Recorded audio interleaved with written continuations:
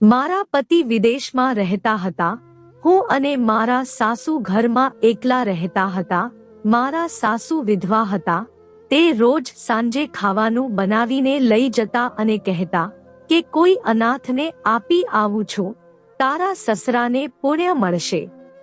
એક દિવસ સાસુ બેહોશ થઈ ગયા અને ડોક્ટરને બતાવ્યું તો ડોક્ટર કહે છે કે તમારા સાસુ ગર્ભવતી છે.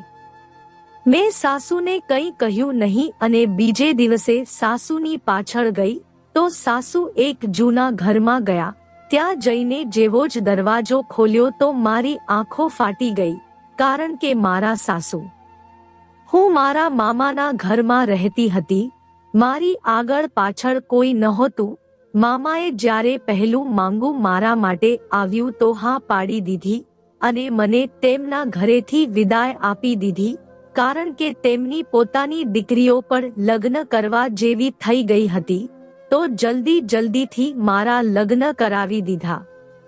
હું તેમની દીકરીઓ કરતાં વધુ સુંદર હતી, તેથી મામીને એ ડર હતો કે કદાચ સારામાં સારું માંગુ મારા માટે ના આવી જાય. એટલે મારા માટે જ્યારે મનોજનો સંબંધ આવ્યો ત્યારે મામીએ મામાના કાન ભર્યા અને જલ્દી એવી રીતે લગ્ન કરાવી દીધા મારા કે જાણે હું ઘરેથી ભાગી જવાની હોય. પણ હું નસીબદાર હતી કે મને આટલા સારા પતિ મળ્યા. મારા પતિ બહુ વધારે અમીર નહોતા, પરંતુ મારા લગ્ન થતાં જ પૈસાની અછતનો સામનો કરવો પડ્યો હતો તેમને, કારણ કે અમારા લગ્નમાં ઘણો ખર્ચ થઈ ગયો હતો. મારા પતિએ સારી રીતે લગ્ન કરવા માટે ઘણી લોન લઈ લીધી હતી. એટલા માટે તેમને તે લોન ચૂકવવા માટે વિદેશ કમાવવા જવું પડ્યું, જેથી તેઓ થોડા પૈસા ભેગા કરીને આવી શકે, દેવું પણ ઉતરી જાય અને સારી રીતે જીવી પણ શકાય. તેમના કાગળો પહેલેથી જ બની ગયા હતા, તેથી તે કમાવવા માટે દુબઈ જતા રહ્યા, જ્યાં સખત મહેનત મજૂરી કરવાની હતી. તેમણે હજુ મારા લગ્નના 2 મહિના જ થયા હતા કે મારા પતિ દેશની બહાર જતા રહ્યા અને મને ખૂબ જ અફસોસ થઈ રહ્યો હતો. મેં મારા પતિ સાથે વધુ સમય નહોતો વિતાવ્યો. મનોજે મને કહ્યું હતું કે હું જલ્દી પાછો આવી જઈશ, થોડી ધીરજ રાખજે, પૈસાની સમસ્યા ઘણી વધારે છે. ફક્ત લગ્ન જ નહીં, આપણું પોતાનું ઘર બનાવવાનો પણ પ્રયાસ કરી રહ્યો છું, કારણ કે અત્યારે આપણે ભાડાના મકાનમાં રહીએ છીએ. શું તું નથી ચાહતી કે આપણું પોતાનું ઘર હોય? આવી રીતે વાત કરીને મનોજે મારી ઉદાસીને દૂર કરવાની કોશિશ કરી, કારણ કે તેમના જવાની ખબર સાંભળીને હું ઘણા દિવસોથી ઉદાસ હતી. પછી મેં વિચાર્યું કે તે સાચું જ કહે છે, મારે થોડી રાહ જોવી પડશે. એ પછી જ્યારે અમારી આર્થિક સ્થિતિ ઠીક થઈ જશે ત્યારે અમે એક સુખી જીવનની શરૂઆત કરીશું. મારા પતિને તો મેં દેશની બહાર મોકલી દીધા હતા, પણ હવે આ ઘરમાં હું અને મારા સાસુ રહી ગયા હતા.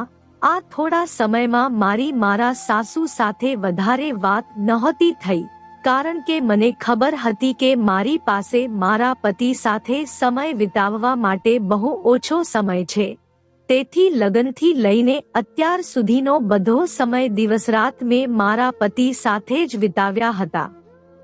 મારા સાસુ સાથે બેસવાનો અને વાત કરવાનો તો ના મને સમય મળતો હતો કે ના ત્યારે કોઈ જરૂર પણ હતી. હું તો બસ તેમને ખાવાનું બનાવીને આપતી હતી અને તે ચૂપચાપ ખાઈ લેતા હતા.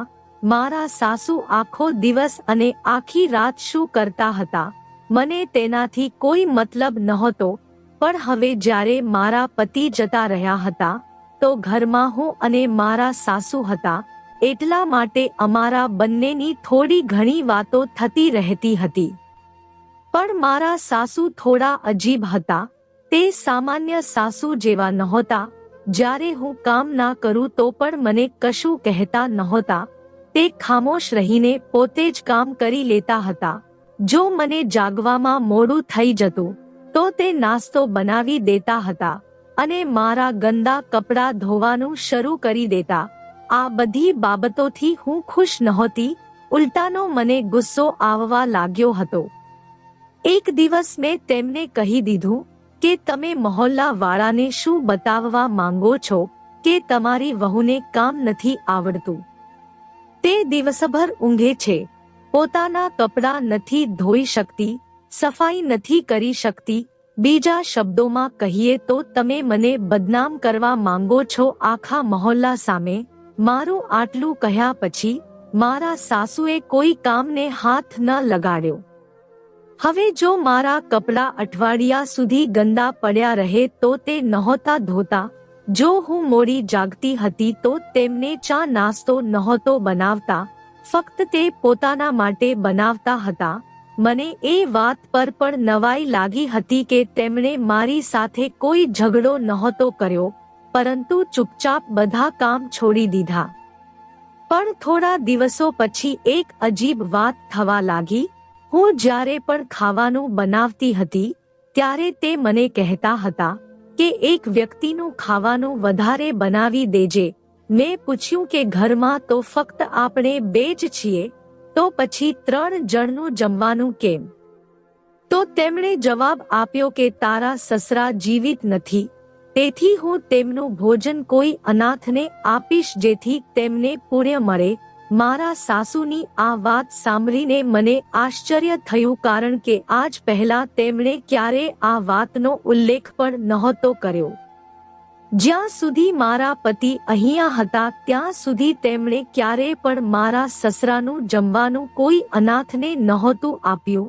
આશ્ચર્યની વાત એ હતી કે તે દિવસનું જમવાનું નહોતા આપતા, ફક્ત રાતનું આપવા લાગ્યા હતા. મારા મનમાં અનેક પ્રકારના પ્રશ્નો ઉભરાવા લાગ્યા હતા, પણ મને પૂછવાનું યોગ્ય નહોતું લાગતું. જ્યારે મેં વિચાર્યું કે હોઈ શકે છે કે તે પહેલા પણ ખાવાનું આપતા રહ્યા હોય. હું તો મારા પતિમાં મગ્ન હતી. મેં ક્યારેય જોયું પણ નથી કે તેમણે રાત્રે ખાવાનું આપ્યું છે કોઈ અનાથને કે નહીં. પણ મને તેમની આ વાત ખૂબ જ સારી લાગી હતી. તેમના પતિને ગુજરી ગયાને 2 વર્ષ થયા હતા અને તે તેમના પુણ્ય માટે કોઈ અનાથને ખાવાનું આપી રહ્યા છે, તો તે સારી વાત છે. બહુ ઓછી સ્ત્રીઓ આવી હોય છે જે પોતાના પતિની મુક્તિ માટે આવું કરે છે. મેં મારી જિંદગીમાં આવી સ્ત્રીઓ ખૂબ જ ઓછી જોઈ છે અને મારા સાસુને જોઈને તો મને ખૂબ જ ખુશી થઈ હતી. તે એક સાદી સિમ્પલ સ્ત્રી લાગતા હતા, જેને કોઈ પણ વસ્તુમાં કોઈ રસ નહોતો. મને તેમનામાં ક્યારે કોઈ વિશેષ ભલાઈ નજર નહોતી આવી, પરંતુ આ વાત મને ખૂબ જ સારી લાગી હતી અને મારા દિલમાં તેમના માટે ઇજ્જત ખૂબ જ વધી ગઈ હતી. આવું એટલા માટે પણ થયું હતું કે મારા નવા લગ્ન થયા હતા અને મને મારા પતિ સાથે ખૂબ જ પ્રેમ હતો અને હું તેમને યાદ કરતી હતી તો હું મારા સાસુની પીડા મહેસૂસ કરી રહી હતી. હું વિચારતી હતી કે હું મારા પતિને એટલો પ્રેમ કરું છું કે તે થોડા સમય માટે મજબૂર થઈને દેશની બહાર ગયા છે, તો મારી આ હાલત છે. જો કે હું આશા રાખું છું કે તે પાછા આવી જશે, પરંતુ મારા સાસુના પતિ તો દુનિયામાંથી જ જતા રહ્યા હતા અને તેમને તો આશા પણ નહોતી કે તેઓ ક્યારેય પાછા પણ આવશે. આ વાત વિચારીને જ મારું દિલ ડૂબવા લાગ્યું હતું અને પછી મને મારા સાસુ પ્રત્યે હમદર્દી થવા લાગી. હવે દરેક તે સ્ત્રી જેને તેના પતિ સાથે ખૂબ જ પ્રેમ હોય, મને તે સ્ત્રી સારી લાગતી હતી અને જે સ્ત્રીઓ કોઈ પણ કારણ વગર પોતાના પતિની બુરાઈ કરતી હતી, મને તેમની પાસે બેસવાનું પણ મન નહોતું થતું. મારી સાસુ રોજ ખાવાનું લઈને ઘરની બહાર જતા રહેતા અને લાંબો સમય સુધી બહાર જ રહેતા હતા. ત્યાં સુધી કે મને ઊંઘ આવવા લાગતી હતી, પણ મારે જાગવું પડતું હતું, કારણ કે મારે મારા સાસુ પાછા આવે ત્યારે દરવાજો ખોલવો પડતો હતો. એક દિવસ પરેશાન થઈને મેં મારા સાસુને કહ્યું કે તમે ખાવાનું આપવા જાઓ છો ત્યારે આટલો બધો સમય કેમ લગાવો છો? મને વહેલા સૂવાની આદત છે, કારણ કે વહેલા સવારે મનોજના ફોનનો સમય હોય છે. મારા સાસુએ કહ્યું કે ગરીબોને ખાવાનું આપ્યા પછી હું પાડોશમાં જાઉં છું, ત્યાં વાત કરું છું એટલે થોડું મોડું થઈ જાય છે. હવેથી તું સૂઈ જા અને મારી ચિંતા છોડી દે. હું દરવાજાને બહારથી તાળું લગાવીને જઈશ અને ચાવી પણ મારી સાથે રાખીશ. સાસુની આ વાત સાંભળીને મને રાહત થઈ ગઈ હતી, એટલે કે મારી સમસ્યા હલ થઈ ગઈ હતી. હવે હું ચિંતા કર્યા વિના સૂઈ શકતી હતી. મારા પતિને ત્યાં નાઇટ ડ્યુટી હતી, એટલા માટે તે રાત્રે મારી સાથે વાત નહોતા કરતા અને હું વહેલા સૂઈ જતી હતી. અમારી વાત સવારે થતી હતી અને તે પછી દિવસમાં ઘણી વાર થતી હતી. મેં વિચાર્યું કે સાસુ એકલા કંટાળી જાય છે, એટલા માટે તે રોજ પડોશની સ્ત્રીઓના ઘરે જઈને બેસી રહે છે. મને તેમના જવા સામે કોઈ વાંધો નહોતો કે ના તે મારી બાબતમાં દખલ આપતા હતા અને ના હું તેમની બાબતમાં. હવે તો હું પોતાને નસીબદાર સમજવા લાગી હતી કે મને આટલા સારા સાસુ મળ્યા છે, જે મને કશું નથી કહેતા. નહીંતર લગ્ન પહેલા તો બધાએ સાસુનું એવું રૂપ મારા દિમાગમાં બનાવી દીધું હતું કે મને ખૂબ જ ડર લાગતો હતો કે ના જાણે મારા સાસુ કેવા હશે. જિંદગી એમ જ ચાલી રહી હતી કે એક દિવસ અચાનક મને એવી ખબર મળી જે સાંભળીને મારા પગ નીચેથી જમીન સરકી ગઈ હતી અને હું જે આટલા દિવસોથી મારા મનમાં ને મનમાં મારા સાસુના વખાણ કરતી હતી, તેમનાથી મને પળવારમાં જ નફરત મહેસૂસ થવા લાગી હતી. વાસ્તવમાં મારા ભોળા દેખાતા સાસુ અંદરથી આટલા પાપી હશે મને ખબર પણ નહોતી. હું તો તેમને એટલા બધા માસૂમ સમજી રહી હતી કે જાણે તે પાપોથી બિલકુલ દૂર રહેવા વાળી સ્ત્રી હોય, પરંતુ મને નહોતી ખબર કે તેમણે અચ્છાઈની ચાદર ઓઢી રાખી છે અને જે હકીકત છે તે તેનાથી તદ્દન વિરુદ્ધ હતી અને ખૂબ જ ખતરનાક હતી. આ બધું કેવી રીતે થઈ શકે છે? મને વિશ્વાસ નહોતો થઈ રહ્યો. આ હકીકત જાણીને તો હું ખૂબ જ પરેશાન થઈ ગઈ હતી અને વિચારી રહી હતી કે હું મારા પતિને આ બધું જ જણાવી દઉં, પરંતુ આ વાત કોઈને જણાવવા જેવી નહોતી. હું પોતે જ એ વિચારીને અપમાન અનુભવતી હતી. તેથી આ વાત મેં કોઈને ના કીધી. પણ મારી વૃદ્ધ સાસુ આવું કેવી રીતે કરી શકે છે? પરંતુ જ્યારે મેં ધ્યાન આપ્યું તો તે એટલા વૃદ્ધ નહોતા. મારા સાસુએ કહ્યું હતું કે જ્યારે તેમના લગ્ન થયા હતા ત્યારે તેમની ઉંમર 14 વર્ષની હતી. આ કોઈ આશ્ચર્યની વાત નહોતી. ખરેખર આવું જ થતું હતું. અને હવે મારા સાસુ 40 વર્ષથી થોડા જ મોટા હશે, પરંતુ તેમની તબિયત ઘણીવાર ખરાબ રહેતી હતી, જેના કારણે એવું લાગતું હતું કે તેમના પર વૃદ્ધાવસ્થા આવી ગઈ છે. પણ થોડા દિવસોથી મેં એમ પણ જોયું હતું કે તેમના ચહેરા ઉપર એકવાર ફરીથી રોનક આવવા લાગી હતી. એક દિવસ અચાનક તે મારી સામે ચક્કર આવવાને કારણે પડી ગયા તો હું પરેશાન થઈ ગઈ. તેમને હોશમાં લાવવાની પૂરી કોશિશ કરી અને મારી કોશિશ કરવાથી જ તે જલ્દીથી હોશમાં આવી ગયા હતા. મેં તેમને પૂછ્યું કે તમને શું થયું છે? તો તેમણે કહ્યું કે કદાચ મારું બ્લડ પ્રેશર લો થઈ ગયું છે. હા ઠીક છે, હું તમને દવાખાને લઈ જઈશ. મેં રિક્ષા પકડી અને તેમને નજીકના દવાખાને લઈને જતી રહી, પરંતુ આવતાની સાથે જ તે ફરીથી એકવાર બેહોશ થઈ ગયા હતા. હું પરેશાન થઈ ગઈ કે આખરે તેમને થયું શું છે. કદાચ ખરેખર તેમનું બ્લડ પ્રેશર ખૂબ જ વધારે લો થઈ ગયું છે, અથવા તો ગરમી પણ છે. ડોક્ટરે કહ્યું કે આમના અમુક ટેસ્ટ થશે. ડોક્ટરે તેમને આરામ આપતું ઇન્જેક્શન આપ્યું અને તેમના બ્લડ સેમ્પલ લીધા અને અમુક ટેસ્ટ કર્યા. તેમના ભાનમાં આવ્યા પછી અમે ઘરે પાછા આવતા રહ્યા. પરંતુ બીજા દિવસે સવારે જ્યારે હું રિપોર્ટ લેવા ગઈ તો મારા પગ નીચેથી જમીન સરકી ગઈ. કારણ કે તે રિપોર્ટ મુજબ તો મારા સાસુ પ્રેગ્નેન્ટ હતા. આ જોઈને તો મારું માથું ખરાબ રીતે ફરવા લાગ્યું કે આ બધું શું થઈ રહ્યું છે. મેં સાસુને કંઈ કહ્યું નહીં અને બદનામીના ડરથી તે રિપોર્ટ છુપાવી દીધો. મારા સાસુની તબિયત એમ પણ ખરાબ હતી. આટલી ખરાબ તબિયત હોવા છતાં પણ તે રોજની જેમ ખાવાનું લઈને જતા હતા. મને ગુસ્સો આવી ગયો. મને થયું કે કેવું નાટક કરી રહી છે આ સ્ત્રી. હું તેમનો પતિ પ્રત્યેનો પ્રેમ જોઈને ખૂબ જ પ્રભાવિત થઈ ગઈ હતી, પણ મને નહોતી ખબર કે આ સ્ત્રી આટલી અસંસ્કારી નીકળશે.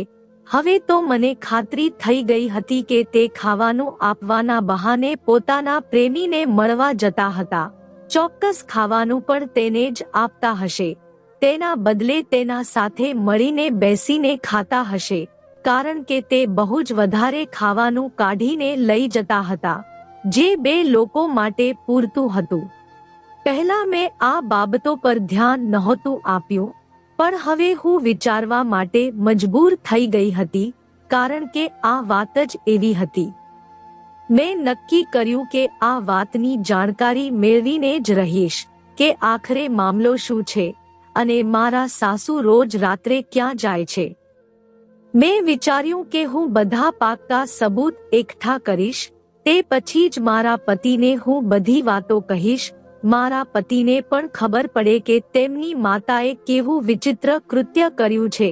વ્યક્તિ યુવાનીમાં આવી ભૂલ કરે છે તો વાત સમજી શકાય છે, પણ વૃદ્ધાવસ્થાના ઉંમરે પગ મૂકતી વખતે મારા સાસુને જરાય પણ અહેસાસ ના થયો કે તે દરેક ક્ષણે મૃત્યુની નજીક જઈ રહ્યા છે. જો કે મૃત્યુ હંમેશા વ્યક્તિના માથા પર હોય છે.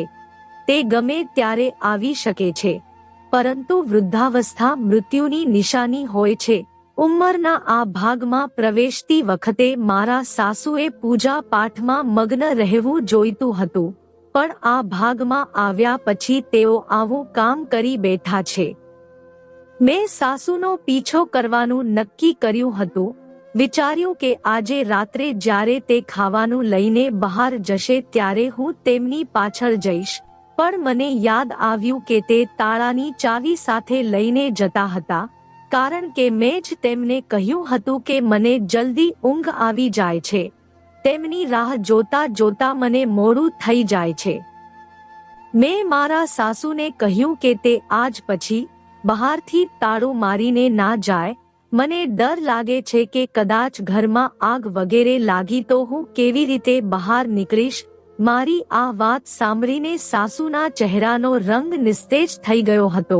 મેં મહેસૂસ કર્યું હતું કે તેમને મારી આ વાત સારી નહોતી લાગી. હવે તો મને ખાતરી થઈ ગઈ કે દાળમાં કંઈક કાળું છે. જેમ જ મારા સાસુ જમવાનું લઈને બહાર ગયા કે તરત જ મેં મારી જૂની ચાદર ઉઠાવી, જે લગ્ન પહેલા હું વાપરતી હતી, અને લગ્ન પછી પણ આ ચાદરને યાદગીરી માટે પોતાની સાથે લાવી હતી.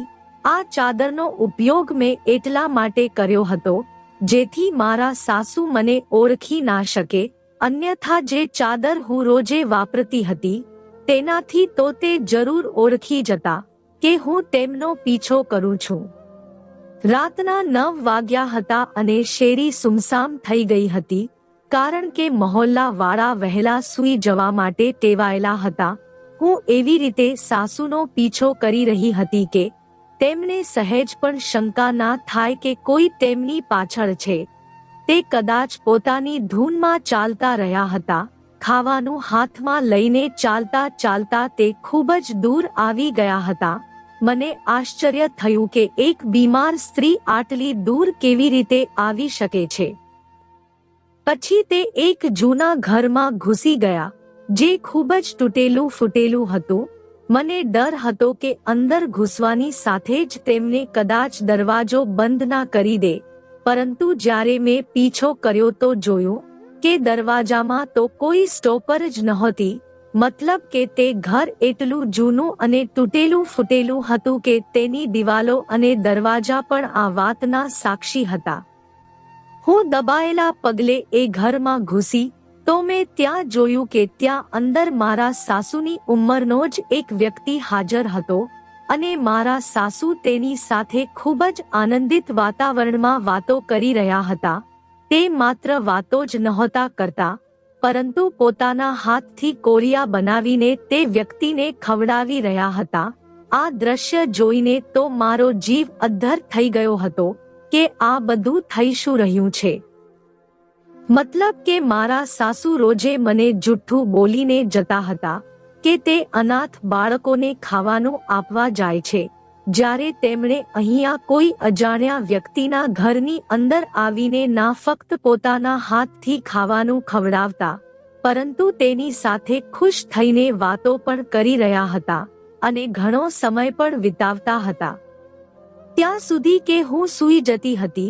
અને જ્યારે મેં પૂછ્યું હતું તો કહેતા હતા કે તે મહોલ્લાની મહિલાઓ સાથે બેસે છે અને હું કેટલી બેવકૂફ હતી કે મેં તે બધી વાતો પર ધ્યાન આપવાની તો દૂરની વાત છે, ક્યારે સાસુ પર જરાય પણ શક નહોતો કર્યો અને હું તેમને એક સારી સ્ત્રી સમજતી રહી જે પોતાના પતિની વફાદાર છે અને તેના પુણ્ય માટે પોતે જ ગલીમાંથી બહાર આવીને અનાથોને ખાવાનું આપે છે।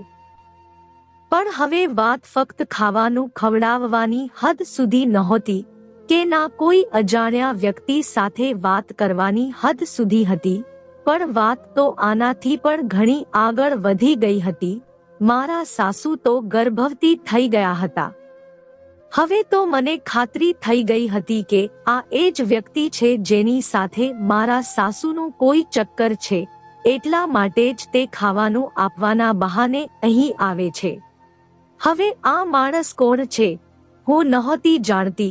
પહેલા તો મારા મનમાં થયું કે હું ત્યાં જઈને તે બંનેને મોઢા પર તેમને સારું ખોટું સંભળાવું, પછી મને ખ્યાલ આવ્યો કે આ બંને કદાચ મને નુકસાન ના પહોંચાડી દે અને હું પાછળ મારું ઘર પણ ખુલ્લું મૂકીને આવી હતી, ક્યાંક ચોર ના ઘૂસી જાય મને એ ચિંતા હતી। જેમ જ મારા મનમાં ચોરનો વિચાર આવ્યો હું તરત પાછી જતી રહી, કારણ કે ત્યાં મારા ઘરેણાં પણ પડ્યા હતા અને અમુક કિંમતી વસ્તુઓ પણ। હું વિચારીને પાગલ થઈ રહી હતી। મેં નક્કી કરી લીધું હતું કે મારા સાસુ ઘરે આવશે તો હું તેમની સામે એ બધું બોલી જઈશ જે મારા મનમાં છે। ત્યાં તો મેં તે અજાણ્યા વ્યક્તિના ડરથી કશું નહોતું કહ્યું, પણ ઘરમાં તો હું બોલી શકતી હતી। જેમ જ મારા સાસુ પાછા આવ્યા તો મને જાગતા જોઈને થોડા ચોંકી ગયા અને પૂછ્યું કે તું હજી સુધી કેમ સૂતી નથી। હું ગુસ્સામાં આવી ગઈ અને કહ્યું કે જે સ્ત્રીના સાસુ આટલા ખરાબ ચારિત્ર્યના હોઈ શકે તેને કેવી રીતે સારી ઊંઘ આવી શકે। મારી વાત સાંભળીને મારા સાસુ આશ્ચર્યચકિત થઈને મારી સામે જોવા લાગ્યા તો મેં કહ્યું કે મારી સામે આવી રીતે ના જુઓ, મને આખી સચ્ચાઈ ખબર પડી ગઈ છે કે તમે ખાવાનું આપવાને બહાને ક્યાં જાવ છો અને કોને મળો છો અને તમારા પેટમાં કોનું પાપ ઉછરી રહ્યું છે। મારા સાસુએ મને કહ્યું કે આ તું શું બોલે છે, તો મેં તેમનો મેડિકલ રિપોર્ટ તેમના ચહેરા પર મારીને કહ્યું કે આ બધું હું કારણ વગર નથી કહેતી। આ તમારો મેડિકલ રિપોર્ટ છે જેમાં લખવામાં આવ્યું છે કે તમે ગર્ભવતી થઈ ગયા છો અને હવે હું એ જોઈને આવી છું કે તમે કોનું પાપ લઈને ફરી રહ્યા છો। સાસુએ તે રિપોર્ટ ઉપાડ્યો અને તેને વાંચવા લાગ્યા અને મને કહ્યું કે એવું કાંઈ નથી, રિપોર્ટમાં ખોટું લખેલું છે। મેં કહ્યું કે જો રિપોર્ટ ખોટો હોત તો હું માની પણ લેત, પરંતુ એ વ્યક્તિ કોણ છે જેની સાથે આખી રાત સુધી બેસીને તમે વાતો કરતા રહો છો? પોતાના પતિ માટે પુણ્યના કામનું નામ લઈને કોઈ બીજા વ્યક્તિ સાથે રહેવામાં તમને શરમ નથી આવતી? કોણ છે તે વ્યક્તિ જેની સાથે તમે હસીને વાતો કરી રહ્યા હતા? તમને અંદાજો પણ છે કે તમે મારા પતિની ઇજ્જતને માટીમાં ભેળવીને રાખી દીધી છે। શું મોં બતાવશે મારા પતિ આખી દુનિયાને કે તેની વૃદ્ધ માતા જેણે હમણાં જ વૃદ્ધાવસ્થાના ઉંમરે પગ મૂક્યો છે તે ગર્ભવતી થઈ ગઈ છે? જો મારા સસરા જીવતા હોત તો પછી લોકો પણ કંઈ ના કહેતા, થોડી ઘણી વાતો થતી અને પછી બધા ચૂપ થઈ જતા કે ચલો એ સ્વીકારવા લાયક વાત છે, કોઈ અયોગ્ય વાત તો નથી, આવું કહીને લોકો તેને સ્વીકાર કરી લેતા. પરંતુ જો દુનિયા મારા પતિને તેના સંબંધમાં સવાલ કરશે તો તે આ દુનિયામાં કોઈને પણ પોતાનું મોં બતાવવાને લાયક નહીં રહે. લોકોની બહેન કે દીકરી જ્યારે આવા કામ કરે છે તો તેમનું માથું શરમથી ઝૂકી જાય છે. પરંતુ આ પહેલીવાર છે જ્યારે કોઈ જવાન છોકરાની માતાએ આવું કૃત્ય કર્યું છે. મારા પતિ તો બદનામીના ડરથી પોતાનો જીવ જ આપી દેશે. મેં મારો દિલનો બધો ગુસ્સો સાસુ સામે કાઢી નાખ્યો તો તેમણે કહ્યું કે તું ખોટું સમજી રહી છે, તે વ્યક્તિ તો મારો ભાઈ છે. કોઈએ તેને ખોટી રીતે લૂંટના કેસમાં ફસાવી દીધો હતો, જેના કારણે તે પોલીસથી છુપાઈને આ ઘરમાં બેઠો હતો અને હું તેને ખાવાનું આપવા જતી હતી. મેં મજબૂરીમાં તારી સામે ખોટું બોલ્યું હતું કે તું શું વિચારીશ કે હું ક્યાં જઉં છું, એટલા માટે જ મેં પુણેના કામની વાત કરી હતી. મારા સાસુ જૂઠ પર જૂઠું બોલી રહ્યા હતા. મેં કહ્યું તમે આટલું ખોટું ના બોલો, આ રિપોર્ટ એકદમ સાચો છે અને તે માણસ તમારો ભાઈ નથી. સમય આવે ત્યારે જમાનાની સામે દરેક લોકો ભાઈ બહેન બની જાય છે. પોતાના આટલા મોટા ભાઈને કોઈ પણ સ્ત્રી પોતાના હાથે કોળીઓ બનાવીને નથી ખવડાવતી. આવી હરકતો એક સ્ત્રી તેના આશિક સાથે કરે છે અને તે તમારો ભાઈ નથી. અને આ વાત મને ખબર છે, એટલી ઓછી બુદ્ધિની હું નથી કે હું સમજી ના શકું કે બે લોકોની વચ્ચે કેવો સંબંધ હોઈ શકે છે. હા ઠીક છે, તે માણસ પોલીસથી છુપાતો હશે, આ વાત તમારી સાચી છે, પરંતુ તે તમારો ભાઈ નથી, તે તમારો આશિક છે.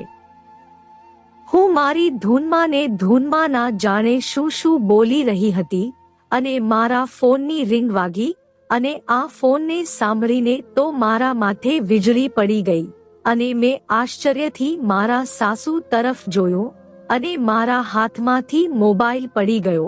મારા સાસુએ આશ્ચર્યથી મારી સામે જોયું અને કહ્યું કોનો ફોન છે, શું થઈ ગયું છે? મારો પુત્ર તો ઠીક છે ને? બોલ, તું આટલી હેરાન કેમ થઈ ગઈ છે? ફોન સાંભળીને જણાવ મને કોનો ફોન હતો. મેં સાસુને કંઈ ના કહ્યું અને હું રૂમમાં આવી ગઈ અને મેં પોતાને રૂમમાં બંધ કરી દીધી અને જોર જોરથી રડવા લાગી. મારા સાસુ દરવાજો ખખડાવી રહ્યા હતા અને મને પૂછતા હતા કે કોનો ફોન હતો અને તું કેમ રડું છું. ચોક્કસ તે પરેશાન હતા, પરંતુ હું મારા સાસુને શું કહું કે ફોન તે જ લેબમાંથી આવ્યો હતો જ્યાં મેં મારા સાસુના ટેસ્ટ કરાવ્યા હતા અને લેબમાં રહેલો વ્યક્તિ મને કહેતો હતો કે નામ એક હોવાને કારણે ટેસ્ટમાં ભૂલ થઈ ગઈ છે. તમારા સાસુનો રિપોર્ટ બીજા કોઈ પાસે જતો રહ્યો છે અને બીજા કોઈનો રિપોર્ટ તમારા સાસુ પાસે આવી ગયો છે. જે રિપોર્ટ તમારી પાસે આવ્યો છે તે એક નવા પરણેલા પતિ પત્નીનો છે જે તમારા સાસુના નામની જ છે અને તે ગર્ભવતી પણ છે અને તમારા સાસુનો રિપોર્ટ મારી પાસે છે અને આ રિપોર્ટ મુજબ તમારા સાસુને ફેફસાનું કેન્સર છે. હવે હું મારી સાસુને શું કહું કે હું આટલા લાંબા સમયથી તેમના પાત્ર પર આંગળી ચીંધતી હતી. તેમની પાસે તો તેમના જીવનનો સમય જ ઓછો બચ્યો હતો. હું કયા મોઢે મારા સાસુની માફી માંગુ? અંતે મેં દરવાજો ખોલી નાખ્યો અને મારા સાસુને ગળે વળગીને જોર જોરથી રડવા લાગી અને તેમને આખી હકીકત જણાવી દીધી. તે દિવસ પછી મારા સાસુ બહુ બીમાર થઈ ગયા હતા અને તેમની આંખોમાં હંમેશા મારા માટે ફરિયાદ રહેતી હતી. તે વ્યક્તિ ખરેખર મારા સાસુનો ભાઈ હતો જે પોલીસથી છુપાઈને રહેતો હતો.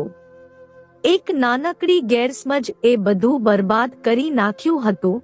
મારા સાસુ થોડા મહિનાઓ પછી આ દુનિયાને કાયમ માટે છોડીને જતા રહ્યા હતા કારણ કે તેમને કેન્સર હતું. પરંતુ હું મારી જાતને ક્યારેય માફ કરી શકીશ નહીં કારણ કે મેં તેમને ઘણું બધું સંભળાવ્યું હતું મારે તેમની વાત ગંભીરતાથી સાંભળવી જોઈતી હતી, સમજવી જોઈતી હતી અને લેબના લોકોને જણાવવું જોઈતું હતું કે તમારા રિપોર્ટમાં ચોક્કસ કોઈ ભૂલ છે. પણ આ બધું કરવાને બદલે મેં આંખ બંધ કરીને બધી વાતો ઉપર ભરોસો કરી લીધો હતો. કાશ મેં એક ક્ષણ માટે વિચાર્યું હોત કે રિપોર્ટ ખોટો પણ હોઈ શકે છે. મારે આ વાત વિચારવી જોઈતી હતી, આગળ વધીને ડોક્ટર સાથે વાત કરવી જોઈતી હતી, પરંતુ મેં મારા જીવનની સૌથી મોટી ભૂલ કરી દીધી હતી અને મારા દિલમાં હંમેશા આ વાતનો બોજ રહેશે. તો દોસ્તો, આ વાર્તા તમને કેવી લાગી કોમેન્ટ કરીને જરૂર જણાવો. પસંદ આવી હોય તો પ્લીઝ લાઇક કરો, શેર કરો અને આપણી ગીતા વોઇસ ચેનલને સબસ્ક્રાઇબ કરો.